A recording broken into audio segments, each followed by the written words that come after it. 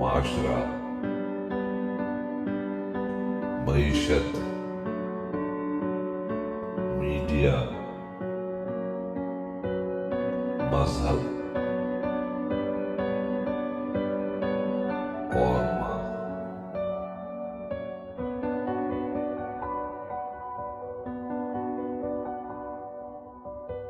السلام علیکم۔ Channel M5 سے نسرین حسین پرویز دوبارہ آپ سے اسی موضوع پر مخاطب ہے۔ چونکہ یہ موضوع اب اتنا تکلیف دہ ہوتے چلا جا رہا ہے، یہ جوڈیشری اور آرمی والا مسئلہ جو ہے، کہ ان دو اداروں کے پیچھے ان کے ڈسپلن کو، ان کی آزادی کو ختم کرنے کے لیے کون جو ہے وہ ایکٹیو ہے۔ آف کورس انٹرنیشنل اسٹیبلشمنٹ کے وہ لوگ ہیں جن کو پاکستان کے نیوکلیئر پاور ہونے پر پہلے دن سے تکلیف ہے، اور وہ اس تکلیف کو کسی نہ کسی بہانے سے اپنا اظہار کرتے رہتے ہیں، جس میں ظاہر ہے کہ اس کے لیے وہ لوگ ہائر کرتے ہیں جو پاور ہنگری ہیں، and those media, of course main stream media کے لوگ جن کو پیسوں سے خریدا جاتا ہے، اور جو سیاستدان ہیں انہیں اقتدار کا لالچ دے کے خریدا جاتا ہے، اور یہ بتانے کی کوشش کی جاتی ہے کہ اگر ہمارا ہاتھ تمہارے سر پہ ہوگا تو تم پاکستان میں اپنا کام کرتے رہو گے، ورنہ تم سیاست سے آؤٹ ہو جاؤ گے۔ یہ وہ نقطہ ہے جس پہ بدقسمتی سے ہم نے پہلے بھی کہا ہے کہ اس ملک میں کوئی تھنک ٹینک نہیں بن رہا ہے۔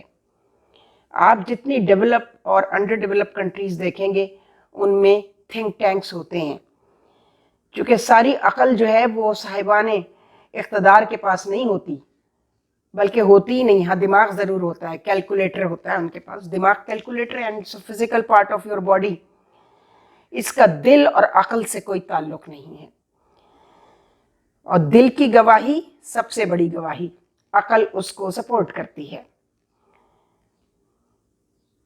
تو یہ تو حالات اس طرف جا رہے ہیں کہ اگر اب مارشل لاء لگانے میں دیر کی گئی تو شاید مارشل لاء سے بھی مسئلہ حل نہ ہو، اور اللہ نہ کرے میرے منہ میں خاک، کوئی اور اتنی بڑی بات ہو جائے کہ ہم صبح سو کر اٹھیں تو اس ملک کا منظر تبدیل ہوا ہو۔ ہماری تو جیسے تیسے کر کے گزر گئی زندگی انہی سب چیزوں کو دیکھتے ہوئے، سہتے ہوئے، برداشت کرتے ہوئے، لیکن ہمارے بچوں کا کیا قصور ہے؟ انہوں نے تو ابھی آگے جانا ہے۔ ان کی امیدیں ان کو حکومتوں کے خلاف اور اداروں کے خلاف گالی دینے پر کون آمادہ کر رہا ہے؟ حالات یا یہ لوگ؟ نہیں، حالات۔ یہ لوگ اتنے بھی پاورفل نہیں ہے کہ یہ گھر گھر، گلی گلی، محلے محلے، ایک ایک دروازے پہ پہنچ سکیں۔ یہ کوئی مردم شماری یا کوئی الیکشن کا نمبر الاٹ کرنے والی بات نہیں ہے۔ یہ بات ہے حالات کو سہنے والوں کی۔ پیٹرول مہنگا ہو رہا ہے تو عوام سہ رہے ہیں، انڈائریکٹ ٹیکسز کی سزا عوام بھگت رہے ہیں۔ جناب اسحاق ڈار صاحب، آپ سے پہلے بھی اسحاق بھائی اس موضوع پہ 2-3 دفعہ بہت گرما گرمی بھی بات ہوئی ہے ٹیلی فون پر، آپ کو معلوم ہے۔ ہمیں یہ بھی پتہ ہے کہ آپ سر توڑ کوشش کر رہے ہیں کہ کسی طرح ہماری IMF سے جان چھوٹ جائے، کسی طرح ایک دفعہ توبہ اللہ کر کے ہم اپنے دوست ممالک کو راضی کر لیں کہ بھائی فی الحال تو ہماری مدد کرو، اور ہم سے حلف لے لو کہ اب ہمارے پاس یہ پیسہ پرسنل پاکٹ کے لیے استعمال نہیں ہوگا، یہ عوام کے حق میں استعمال ہوگا۔ شاید اللہ سن لے، آپ اللہ والے ہیں اور بہت مجھے معلوم ہے، میں آپ کی عبادات سے بھی واقف ہوں، اور کچھ چیزیں سامنے نظر آتی ہیں۔ آپ نے کوئی سیاست میں ورثے کی سیاست نہیں کی، اپنے بچوں کو آپ سیاست میں نہیں لے کر آئے، آپ نے اپنے بچوں کی شادیاں سادگی سے کی۔ آپ غصہ البتہ آپ کو زیادہ آنے لگا ہے، نیچرل ہے، بالکل قدرتی بات ہے۔ تو اب میرے خیال سے اس پورے پولیٹیکل انٹیلیجنشیا کا لفظ تو غلط ہوگا، یہ سیاسی بھیڑ بھاڑ جو ہے ساری پارٹیوں کی، اس میں ابھی بھی قائد قرینے کے کچھ لوگ ہیں. میں سب کو تو ذاتی طور پر نہیں جانتی، لیکن آپ کو جانتی ہوں، آپ کے گھر سے واقف ہوں. مجھے معلوم ہے کہ آپ سنسیئرٹی کے ساتھ کوئی ایسا فیصلہ ضرور کروانے میں کامیاب ہو جائیں گے کہ جس سے ملک کی معیشت ٹھیک ہو جائے. مگر آپ بھی اسحاق بھائی وہ قربانی دینے کو تیار نہیں ہیں جو ہم نے آپ سے کہا کہ اس کے بغیر یہ مسئلہ حل نہیں ہوگا. آپ کو میاں صاحب کی رشتہ داری بھولنی ہوگی، آپ کو میاں صاحب کی پارٹی جو ہے اس کو ایک طرف رکھنا ہوگا، اس ملک کو دیکھنا ہوگا، اس ملک کے عوام کو دیکھنا ہوگا. عوام ملک سے ہوتے ہیں، اور ملک اور عوام ہی نہیں ہوں گے تو کہاں سیاست کریں گے آپ؟ کس ملک کے وزیر خزانہ بنیں گے آپ؟ اور یہ موصوف نواز شریف صاحب اور ان کی وہ بیٹی جس نے ان کی پارٹی کی ایسی کی تیسی کر کے رکھ دی ہے، مریم نے. اور بالکل بالکل آپے سے باہر ہوئی بھی ہے، کوئی اس کو لگام ڈالنے والا نہیں ہے. اور ابا جان پر اس نے پتہ نہیں کون سا جادو کروایا ہے کہ ان کو اس کی ہر چیز صحیح نظر آ رہی ہے. ذرا دیکھنا پڑے گا نا کہ ہو کیا رہا ہے. کم از کم اس معاملے میں آپ زرداری صاحب ہی سے مشورہ کریں، وہ پھر بھی بہرحال ایک سوبر، ایک سنجیدہ سیاستدان کہلاتے ہیں. ویسے سنجیدگی کا معیار اب بدل چکا ہے زرداری صاحب کی سیاست کے بعد، لیکن جیسا تیسا بھی ہے، ان کی سیاسی سمجھ بوجھ کے تو بہت لوگ قائل ہو چکے ہیں. تو یقین کیجئے کہ بات کرنے کو کچھ نہیں رہ گیا ہے. سارے لفظ لکھے ہوئے اور بولے ہوئے نامعتبر ہو چکے ہیں. کسی سچائی تک پہ اب لوگ یقین کرنے کو تیار نہیں ہیں، اور اس سے بڑا المیہ کسی ریاست کا نہیں ہوتا کہ اس کے ریاست کے عوام کا جو بھروسہ ہے وہ اکابرین اقتدار اور ان پر سے اٹھ جائے جو ملک کو چلاتے ہیں، جس میں سب سے بڑی ایگزیکیوٹر، سب سے بڑا سٹیک ہولڈر بیوروکریسی ہے. آف کورس کیا ہو رہا ہے کچھ سمجھ میں نہیں آتا ہے. کوئی ایسا کالا جادو پورے ملک پر کرا دیا گیا ہے، ہمیں تو یہی لگتا ہے. ہم پھر وہی کہیں گے، نہ جانے کون جادو کر گیا ہے، تیری آنکھوں کا پانی مر گیا ہے. اب تو لگتا ہے سب کی آنکھوں کا پانی مر رہا ہے. میڈیا پہ شرم حیا دلانے کے لیے گالم گلوچ بھی ہو رہی ہے، گندی زبان بھی استعمال کی جا رہی ہے سوشل میڈیا پہ، بہت کچھ ہو رہا ہے.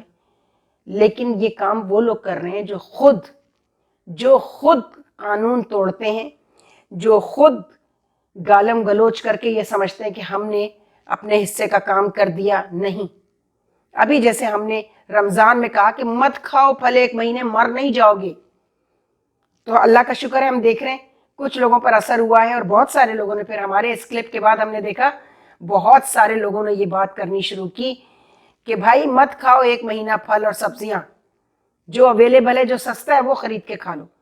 اور یہ تو پیرشبل آئٹم ہے، فروٹ اینڈ ویجیٹیبل. یہ تو آپ اگر 10 دن ان سے نہیں لیں گے تو یہ تو کہاں تک کولڈ اسٹوریج بنیں گے اور کہاں تک کولڈ اسٹوریج میں رکھیں گے، خراب ہو جائے گا سب.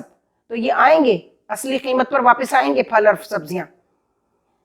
لیکن تزکیہ نفس اور اپنی ذائقوں کی خواہش کو لگام ڈالنا جب آپ کے لیے اتنا مشکل ہے تو بڑے معاملات میں آپ کیسے اپنا حصہ ڈالیں گے؟ میں عوام سے مخاطب ہوں. بس یہی کہنا ہے کہ آپ اپنی ذمہ داری کو سمجھیں، اور جو 2 ادارے جن میں ڈیوائڈ کی بھرپور کوشش ہو رہی ہے، اور انٹرنیشنل اسٹیبلشمنٹ کے پالے ہوئے یہاں پر میں تو وہ لفظ استعمال نہیں کر سکتی،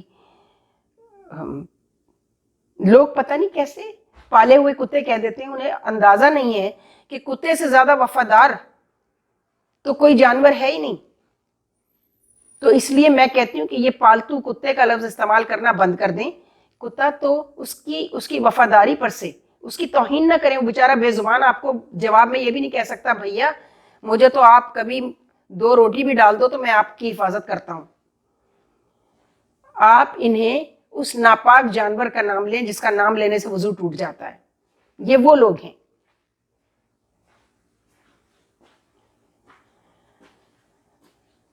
تو خدا کے لیے ڈائلاگ بازی گالم گلوچ سے اس ملک کا کوئی مسئلہ حل ہونے والا نہیں ہے.